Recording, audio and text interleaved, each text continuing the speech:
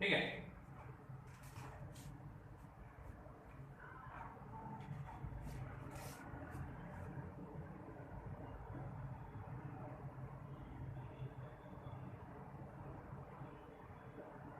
Intermediate जो normally हम देखते हैं वो देखते हैं दो टाइप के एटम्स के हिसाब से।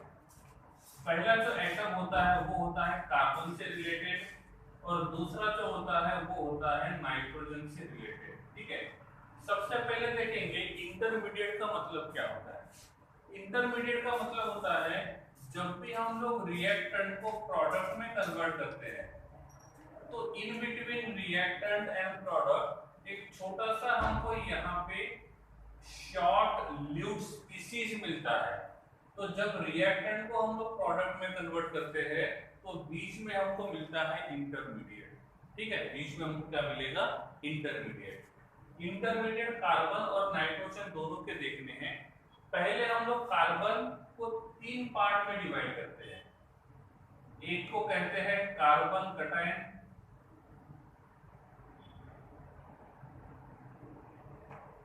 दूसरे को हम कहते हैं कार्बन अनायन और तीसरे को हम कहते हैं कार्बन फ्री रेडिकल।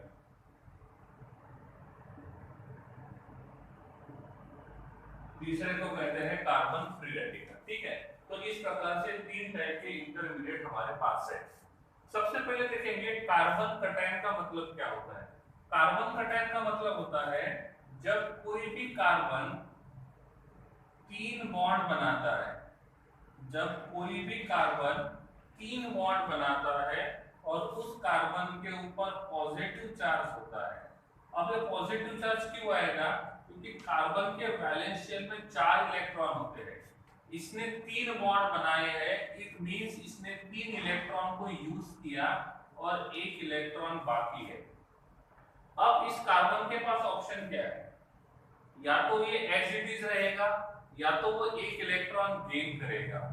जब ये एक इलेक्ट्रॉन गेन करेगा तो इस कार्बन के ऊपर चार्ज आएगा नेगेटिव और जब ये एक इलेक्ट्रॉन लूज करेगा तो कार्बन के ऊपर चार्ज आएगा पॉजिटिव। ऐसे तो ये पॉजिटिव स्पीशीज जो होता है इसको हम कहते हैं कार्बन कटायन। नेगेटिव वाला जो रहेगा वो रहेगा कार्बन अनायन और ये न्यूट्रल वाला जो होता है उसको हम बोलेंगे कार्बन फ्री रेडिकल। सबसे पहले मैं ये पूछता हूं नंबर ऑफ सिग्मा बॉन्ड्स कितने हैं। कार्बन रेडिकल के पास नंबर ऑफ सिग्मा बॉन्ड्स कितने हैं? तो इसके पास नंबर ऑफ सिग्मा बॉन्ड्स 3 है, इसके पास नंबर ऑफ सिग्मा बॉन्ड 3 है और इसके पास भी नंबर ऑफ सिग्मा बॉन्ड 3 है। तो तीनों के पास number of sigma bonds are 3। इसके बाद मैं आपको पूछता हूं लोन पेयर कितने हैं। इस कार्बन के पास लोन पेयर कितने हैं? तो इसके पास लोन पेयर्स 0 रहेंगे। लोन पेयर्स का मतलब होता है पेयर्ड इलेक्ट्रॉन। इसके पास कितना लोन पेयर रहेगा? 1। लोन पेयर का मतलब होता है pair of electron. Lone pair का मतलब होता है पेयर ऑफ इलेक्ट्रॉन। तो नेगेटिव चार्ज का मतलब 2 इलेक्ट्रॉन्स होता है। नेगेटिव चार्ज का मतलब 2 इलेक्ट्रॉन्स होता है।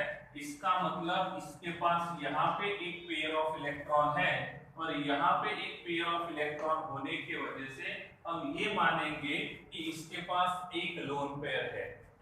इसके पास number of lone pairs will be 0। Number of lone pairs will be 0। इसके पास हाइब्रिड ऑर्बिटल्स कितने रहेंगे? इसके पास हाइब्रिड ऑर्बिटल कितने रहेंगे? साथ में हाइब्रिडाइजेशन भी लिखते जाएंगे। इसके पास नंबर ऑफ हाइब्रिड ऑर्बिटल्स कितने रहेंगे? So number of hybrid orbitals रहेंगे 3। नंबर ऑफ हाइब्रिड ऑर्बिटल का फॉर्मूला क्या है? Number of sigma bond plus pair of electron. तो इसके पास सिग्मा बॉन्ड 3 है, पेयर ऑफ इलेक्ट्रॉन 0 है, तो हाइब्रिड ऑर्बिटल 3 रहेंगे।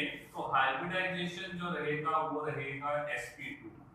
हम इसकी बात करेंगे तो इसके पास हाइब्रिड ऑर्बिटल कितने हैं? इसके पास हाइब्रिड ऑर्बिटल कितने होने चाहिए? Number of hybrid orbitals will be, so total number of hybrid orbitals will be 4. So hybridization will be sp3. If हम सेम कंडीशन यहाँ पे मानते हैं तो इसके पास total number of hybrid orbital कितने होने चाहिए? इस कार्बन कटायन के पास total number of hybrid orbital कितने होने चाहिए? फॉर्मूला क्या है? Number of sigma bond plus pair of electron, तो hybrid orbital will be 3, so hybridization will be sp2। Okay, अब मुझे बताओ यहाँ पे बॉन्ड एंगल कितना होगा? इसमें बॉन्ड एंगल कितना होगा? इसमें कार्बन फ्री रेडिकल में बॉन्ड एंगल कितना होना चाहिए? कितना होना चाहिए? हाइब्रिडाइजेशन sp2 है तो बॉन्ड एंगल अप्रोक्सीमेट 120 होना चाहिए। यहाँ पे बॉन्ड एंगल कितना होना चाहिए? इसमें बॉन्ड एंगल कितना होना चाहिए?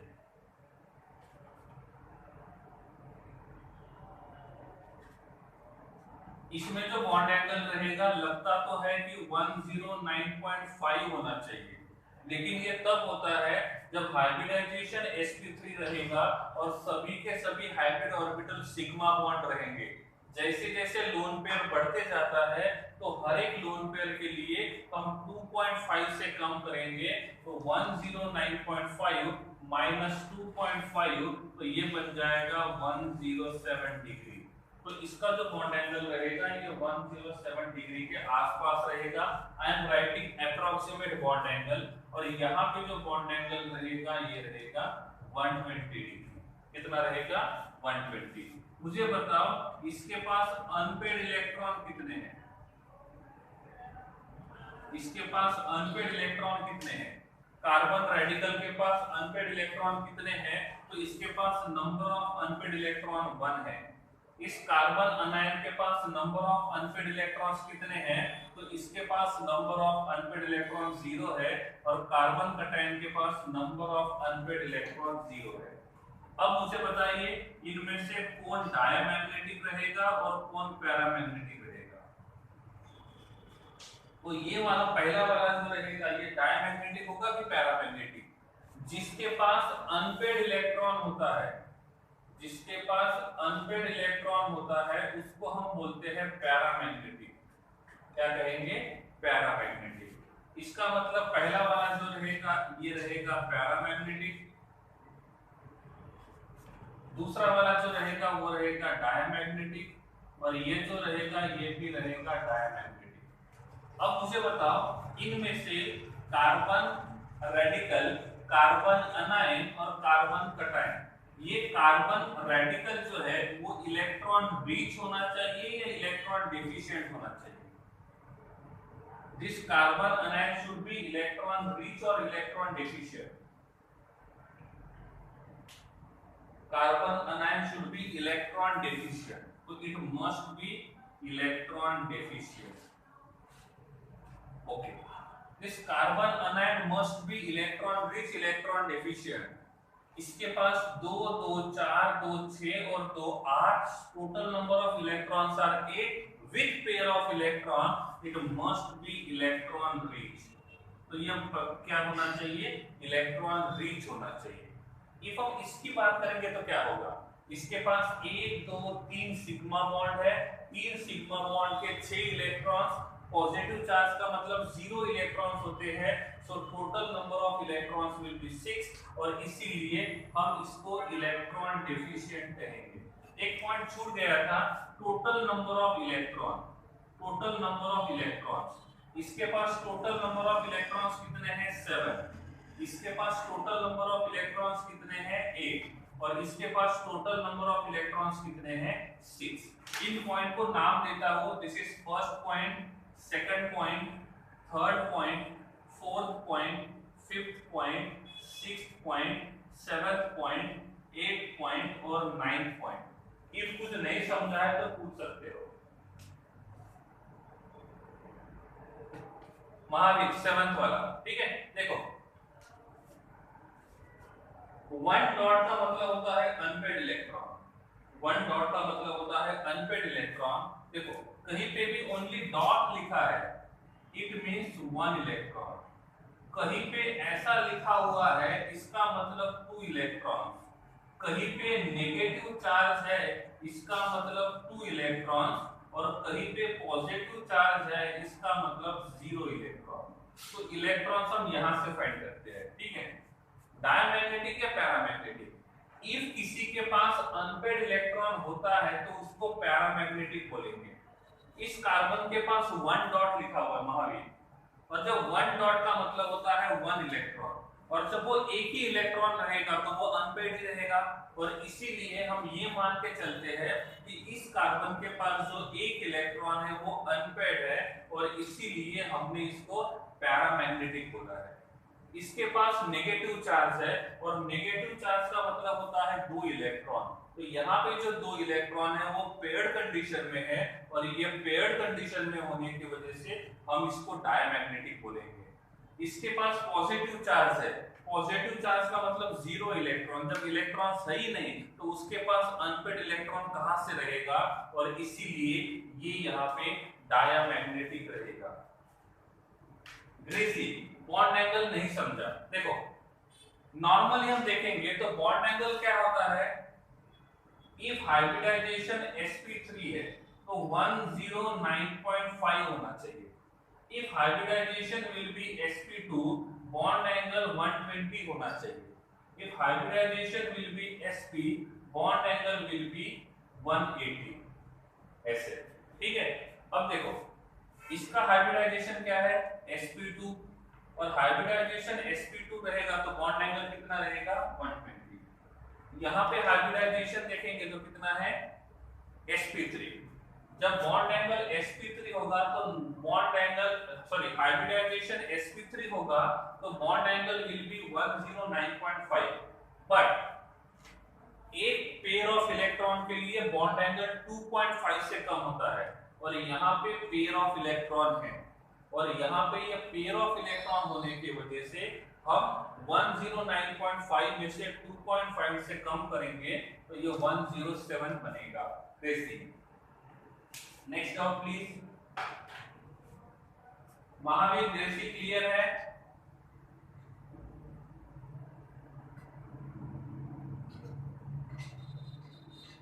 Mahavir next doubt please. Next doubt, ठीक है, स्क्रीनशॉट ले लो। इफ कार्बन कटायन के बारे में पूछा जाएगा तो इतने पॉइंट लिखना है, ये आपको डिफरेंस लिखने में हेल्प करेगा, ये आपको डिफरेंस लिखने में हेल्प करेगा। इनमें से एक बात का ध्यान रखना है, कार्बन अनायन इलेक्ट्रॉन रिच है तो कार्बन फ्री रेडिकल और कार्बन कटायन दोनों के दोनों इलेक्ट्रॉन डेफिशिएंट रहेंगे, दोनों के दोनों इलेक्ट्रॉन डेफिशिएंट रहेंगे। क्या डाउट्स है या आगे चले?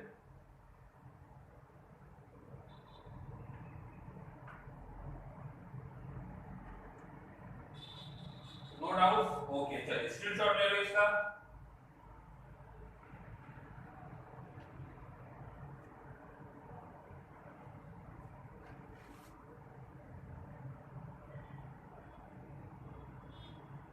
तो अभी तक हमने 3 इंटरमीडिएट देखे, carbon cation, carbon anion, carbon free radical.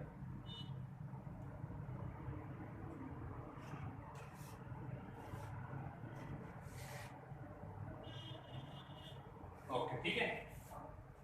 After that carbon का एक और इंटरमीडिएट आता है जिसको हम बोलते हैं कार्बीन। क्या बोलेंगे? कार्बीन, ठीक है।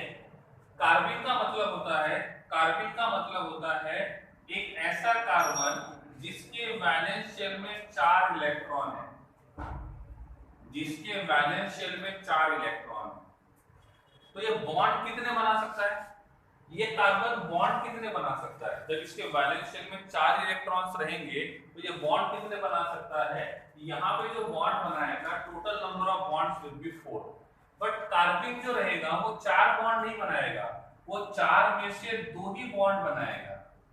तो इसके पास 2 सिग्मा बॉन्ड प्रेजेंट होते हैं और 2 इलेक्ट्रॉन्स फ्री होते हैं। तो कार्बन का मतलब होता है कार्बन के पास 2 सिग्मा बॉन्ड्स होने चाहिए, 2 इलेक्ट्रॉन्स होने चाहिए, तो उसको बोलेंगे कार्बन। अब पॉसिबिलिटी क्या है? पॉसिबिलिटी क्या है? इसका मैं मॉलिक्यूलर ऑर्बिटल डायग्राम ड्रॉ करता हूं। 2s and 2p, ये 2s है और ये 2p है, ठीक है। इसके लिए इसके पास बॉन्ड कितने हैं, टोटल इलेक्ट्रॉन्स कितने थे, टोटल इलेक्ट्रॉन्स कितने थे, 4। तो चारों इलेक्ट्रॉन्स को मैं ड्रॉ करता हूं। So this is first electron, second electron, third electron, fourth electron. इसने बॉन्ड कितने बनाए, 2। इसका मतलब यहां पे बन गया पेयर। तो इसके पास टोटल नंबर ऑफ इलेक्ट्रॉन्स कितने हैं, 2 अनपेड इलेक्ट्रॉन्स है। कितने इलेक्ट्रॉन्स अनपेड है, 2। अब यहाँ पे पॉसिबिलिटी क्या है, ये दोनों के दोनों इलेक्ट्रॉन्स अनपेड होते हैं, तो इसका हाइब्रिडाइजेशन क्या होगा, इसका हाइब्रिडाइजेशन क्या होगा।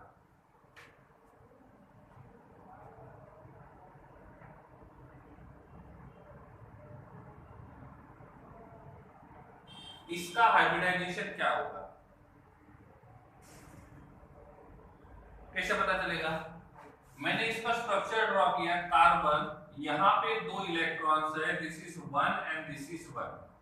अब पॉसिबिलिटी क्या है, ऐसा हो सकता है यहाँ पे कार्बन के पास 2 सिग्मा बॉन्ड है और दोनों के दोनों इलेक्ट्रॉन अनपेड है। दूसरी कंडीशन ऐसी है, कार्बन के पास 2 सिग्मा बॉन्ड है और दोनों के दोनों इलेक्ट्रॉन पेयर्ड फॉर्म में है। यहाँ पे हम देखेंगे तो एक इलेक्ट्रॉन यहाँ पे है, दूसरा इलेक्ट्रॉन यहाँ पे है और ये दोनों के दोनों इलेक्ट्रॉन साथ में है। अब मुझे बताओ, इसको मैंने x बोला, इसको मैंने y बोला, दोनों में से किसके पास लोन पेयर है, दोनों में से किसके पास लोन पेयर है, x और y में से किसके पास लोन पेयर है, किसके पास लोन पेयर है, y के पास लोन पेयर है। तो अब यहाँ पे y के पास लोन पेयर है, this is 1 sigma 2 sigma and this is pair of electron, this is pair of electron. इसका मतलब इसके पास हाइब्रिड ऑर्बिटल होने चाहिए 3 और हाइब्रिड ऑर्बिटल 3 रहेंगे तो हाइब्रिडाइजेशन sp2 होगा। इसके पास ये रहेगा सिग्मा, ये रहेगा सिग्मा, इसका हाइब्रिडाइजेशन क्या होना चाहिए। हाइब्रिड ऑर्बिटल का फार्मूला क्या है, हाइब्रिड ऑर्बिटल का फार्मूला है number of sigma bond plus pair of electron.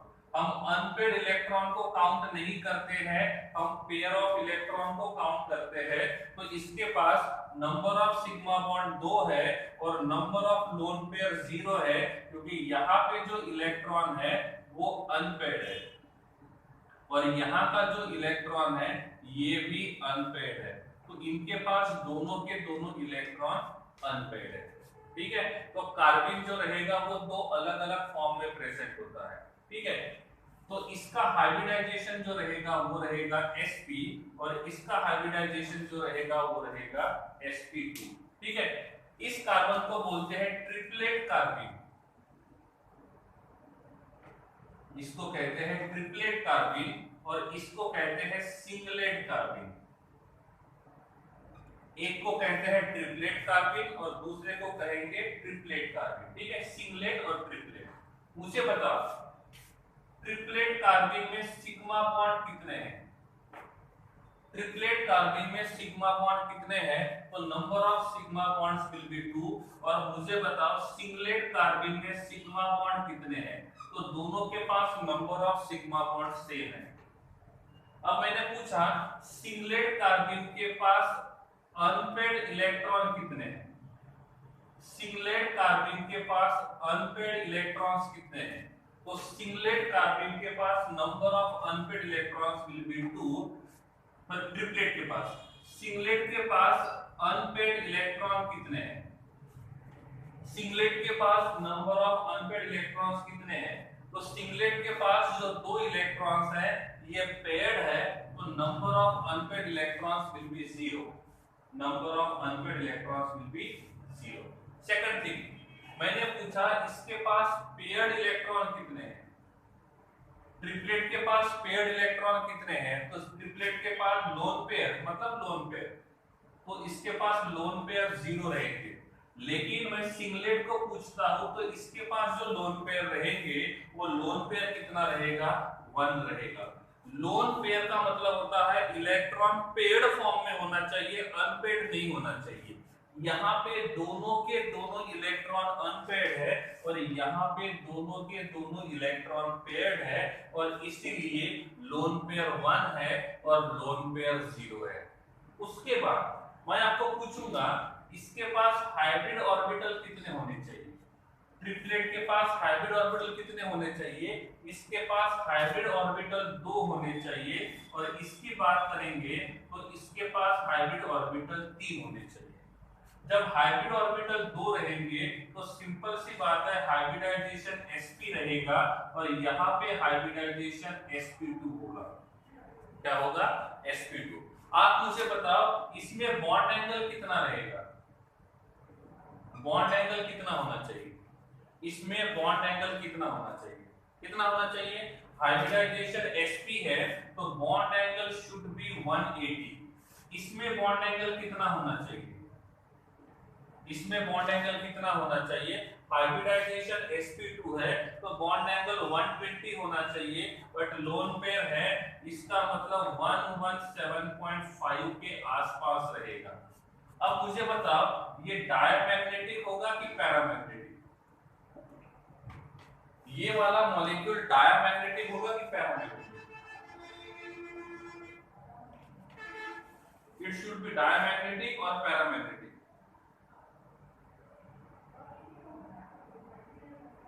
क्या लगता है, डायमैग्नेटिक पैरामैग्नेटिक।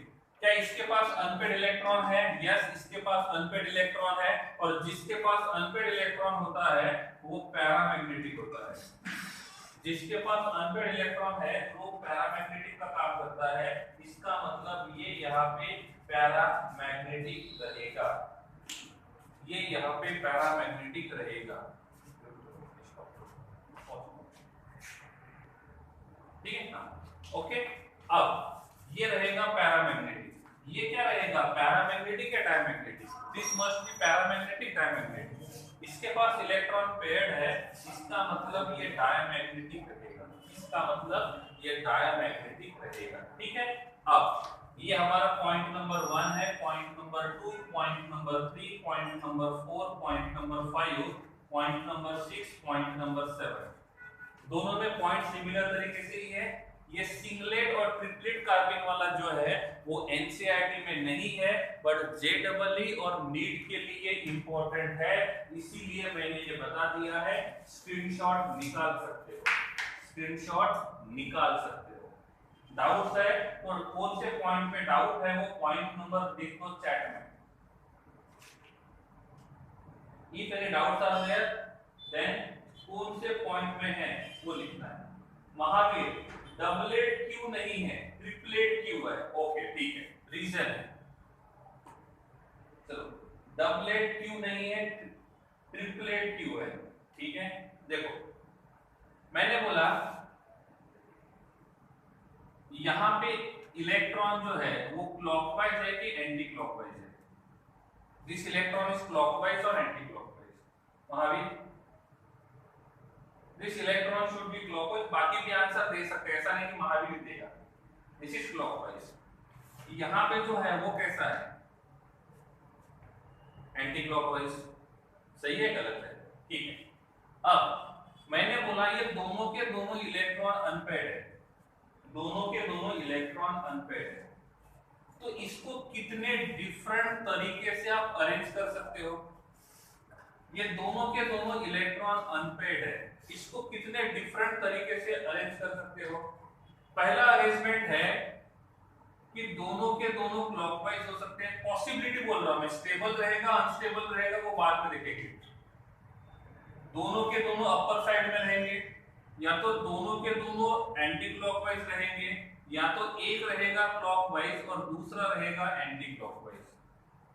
सही है गलत है। चौथा पॉसिबिलिटी है पहला रहेगा एंटी क्लॉकवाइज और दूसरा रहेगा क्लॉकवाइज। पॉसिबिलिटी है जो एंटी क्लॉकवाइज होता है उसका साइन होता है, वैल्यू होता है +½ और जो एंटी क्लॉकवाइज होता है उसका वैल्यू होता है -½ उसका वैल्यू होता है -½ अब महावीर यहाँ पे देखो पहली पॉसिबिलिटी ऐसी है एक क्लॉकवाइज रहेगा, दूसरा भी क्लॉकवाइज रहेगा, तो इसका वैल्यू रहेगा प्लस हाफ, इसका वैल्यू रहेगा प्लस हाफ, तो ये बन जाएगा प्लस वन। वैल्यू कितना बनेगा? Plus one. ठीक है, ये सेकंड वाले में देखेंगे तो पहला वाला भी एंटी क्लॉकवाइज है, दूसरा इलेक्ट्रॉन भी एंटी क्लॉकवाइज है।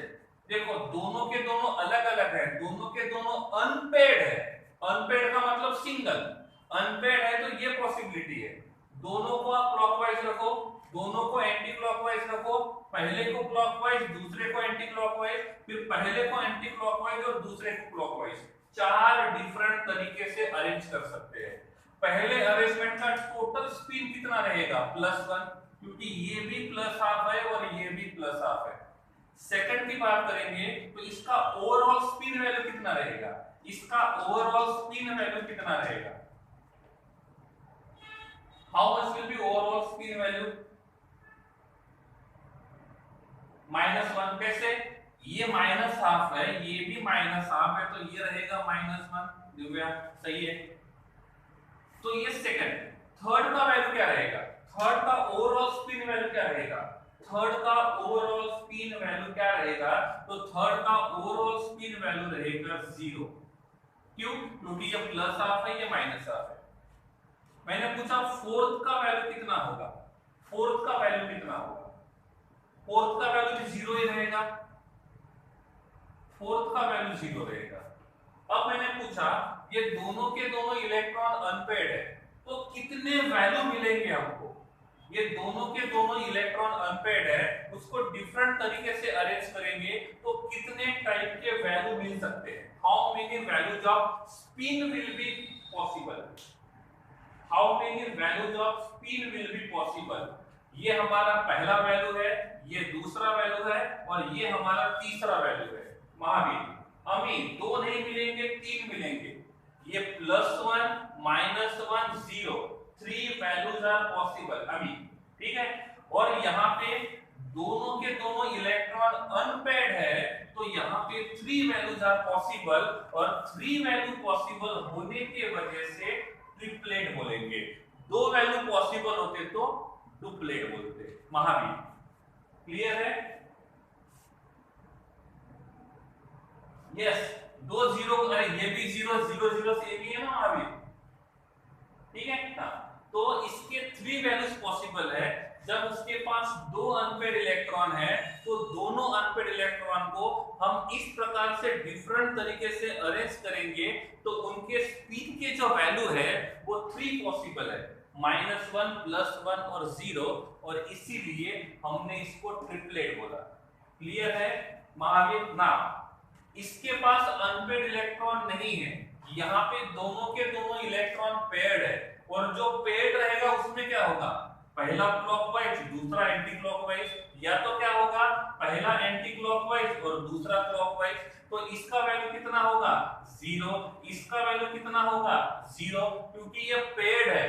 पेयर में इतने सारे पॉसिबल नहीं है, और यहाँ पे 0 और 0 एक ही वैल्यू पॉसिबल है, और एक ही वैल्यू पॉसिबल होने की वजह से हम इसको बोलेंगे सिंगलेट। हम इसको बोलेंगे सिंगलेट। तो सिंगलेट क्यों होता है? क्योंकि स्पिन का एक ही वैल्यू पॉसिबल है, और ट्रिपलेट इसलिए क्योंकि स्पिन के 3 वैल्यूज पॉसिबल है। Is it clear now Mahavir?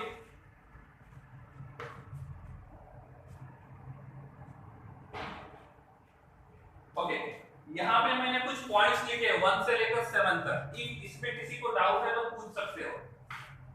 आपको बस नंबर लिखना है चैट में, पॉइंट नंबर।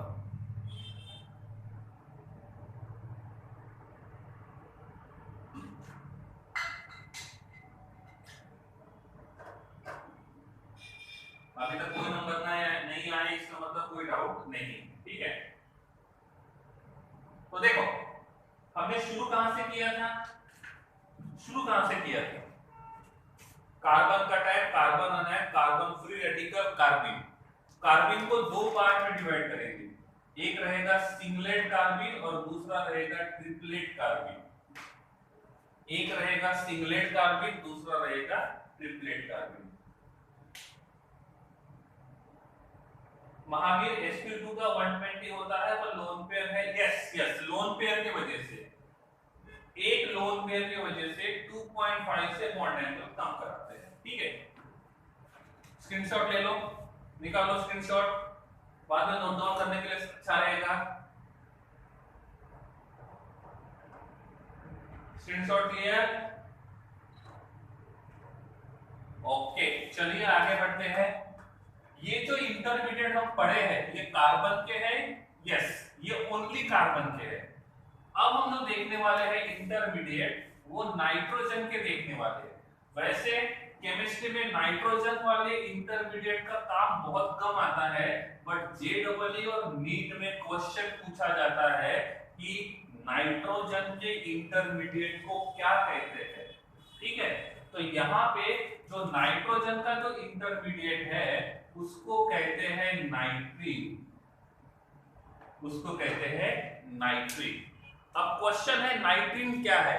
नाइट्रीन वो है जिसके पास एक सिग्मा बॉन्ड होता है। नाइट्रीन वो है जिसके पास एक सिग्मा बॉन्ड होता है, एक लोन पेयर होता है, एक लोन पेयर होता है और 2 मोर इलेक्ट्रॉन्स, और 2 इलेक्ट्रॉन्स होते हैं। एग्जांपल के लिए बताता हूं, मुझे बताओ यहाँ पे मेरे पास नाइट्रोजन है, इसके वैलेंस शेल में टोटल कितने इलेक्ट्रॉन्स है? इसके वैलेंस शेल में टोटल कितने इलेक्ट्रॉन्स है? कैसे पता चलेगा?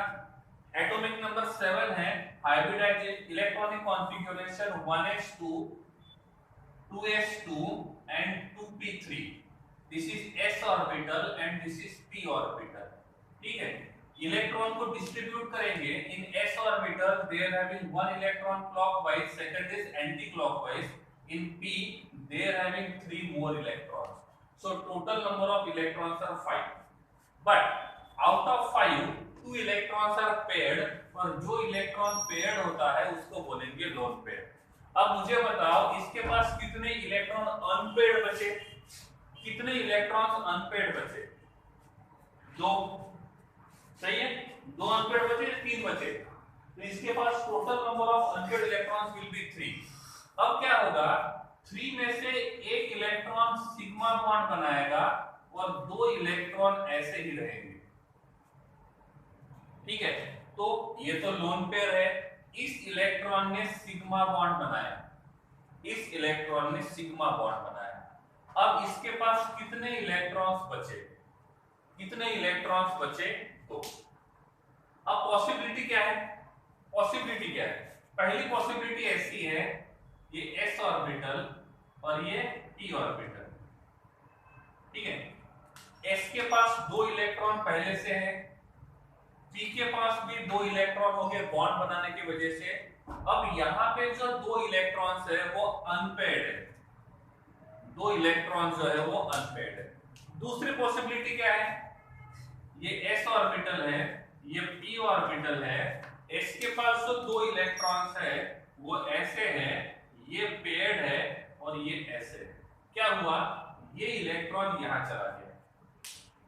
इसका मतलब यहाँ पे 2 तरीके से स्ट्रक्चर ड्रॉ कर सकते हैं। पहला, एक ऐसा नाइट्रोजन जिसके पास लोन पेयर है, एक सिग्मा बॉन्ड है और 2 इलेक्ट्रॉन अनपेयर्ड है। अनपेयर्ड का मतलब एक इलेक्ट्रॉन यहाँ पे है और दूसरा इलेक्ट्रॉन यहाँ पे है। दूसरा पॉसिबिलिटी ऐसा है, नाइट्रोजन ने एक सिग्मा बॉन्ड बनाया, एक लोन पेयर, और ये 2 इलेक्ट्रॉन है और ये दोनों के दोनों इलेक्ट्रॉन पेयर्ड है, दोनों के दोनों इलेक्ट्रॉन पेयर्ड है, तो इसको बोलते हैं सिंगलेट नाइट्रीन। अब देखो इसके पास क्या है? क्या है?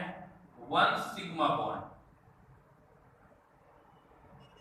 1 lone pair, 1 lone pair, 2 lone pair, 1 lone pair plus 1 lone pair, तो इसके पास number of lone pairs will be 2। इसका हाइब्रिडाइजेशन क्या रहेगा? इसका हाइब्रिडाइजेशन क्या रहेगा? इसका हाइब्रिडाइजेशन क्या रहेगा?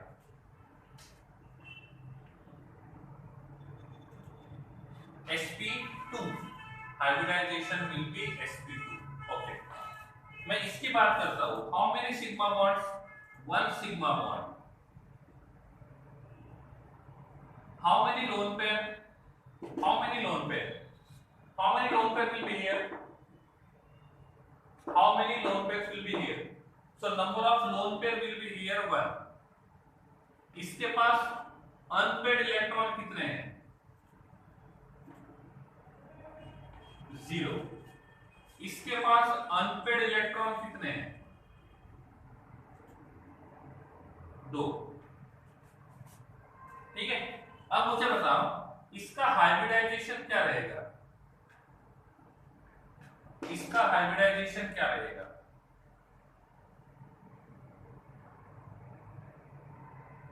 विश्वा एकदम सही, दैट इज sp. अब मुझे बताओ इन दोनों में से मैं किसको सिंगलेट बोलूं और इन दोनों में से किसको मैं ट्रिपलेट बोलूं, sp वाले को या sp2 वाले को, इनमें से कौन सा सिंगलेट है और कौन सा ट्रिपलेट है, हाइब्रिडाइजेशन के हिसाब से बताओ इनमें से कौन सा सिंगलेट है और कौन सा ट्रिपलेट है,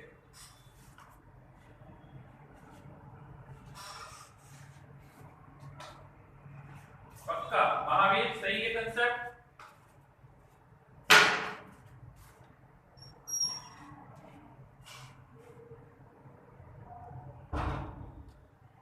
ओके सबका आंसर सही है। यहाँ पे sp वाला जो रहेगा वो ट्रिपलेट रहेगा और यहाँ पे sp2 वाला जो रहेगा वो सिंगलेट रहेगा, सही है, स्क्रीनशॉट निकालो, पॉइंट नंबर लिखता हूं मैं 1 2 3 4, कुछ नहीं समझा है तो पूछ लो, स्क्रीनशॉट निकाल लो, कोई पॉइंट नहीं समझा है तो पूछ लो।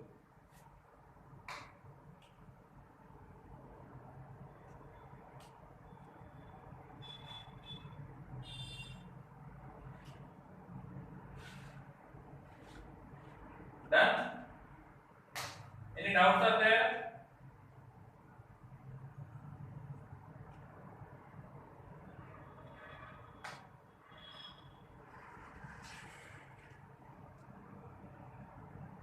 इसका नाम नाइट्रीन क्यों है, डबल बॉन्ड नहीं बनाया, नाइट्रीन का जरूरी नहीं है कि ENE का मतलब डबल बॉन्ड ही हो, देवज जरूरी नहीं है कि वो डबल बॉन्ड के वजह से ही इन हो, उसका नाम ही नाइट्रीन है। अर्थात sp2 सिंगलेट कैसे, sp2 के पास जो दोनों के दोनों इलेक्ट्रॉन है वो पेयर्ड है, अब दोनों पेयर्ड है तो पॉसिबिलिटी क्या है, या तो s है या तो s है, तो इसका जो वैल्यू रहेगा वो भी 0 है, इसका जो स्पिन वैल्यू रहेगा वो भी 0 है, तो वैल्यू एक ही पॉसिबल है अर्थात, और ओनली वन वैल्यू पॉसिबल है, एंड दैट्स व्हाई हमने उसको सिंगलेट कंसीडर किया। क्लियर, और कोई डाउट है तो पूछो।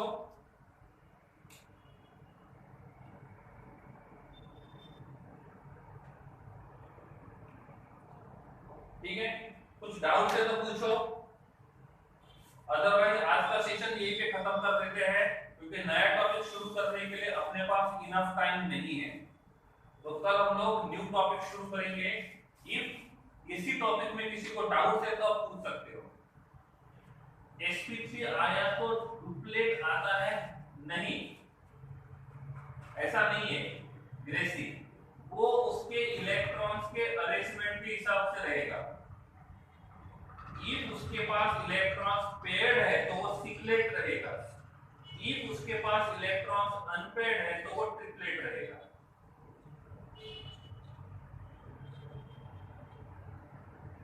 Gracy, okay, next doubt please.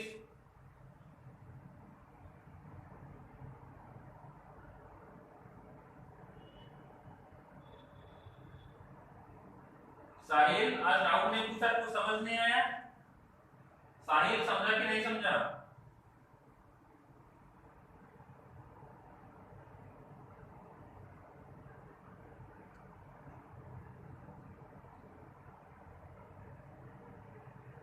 Sahil, are you there?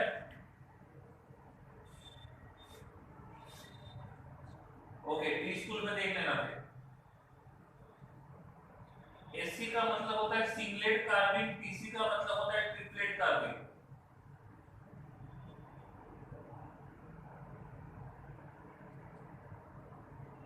No effective effect ग्रेसी। ओके ठीक है, और कोई डाउट है तो पूछो जल्दी।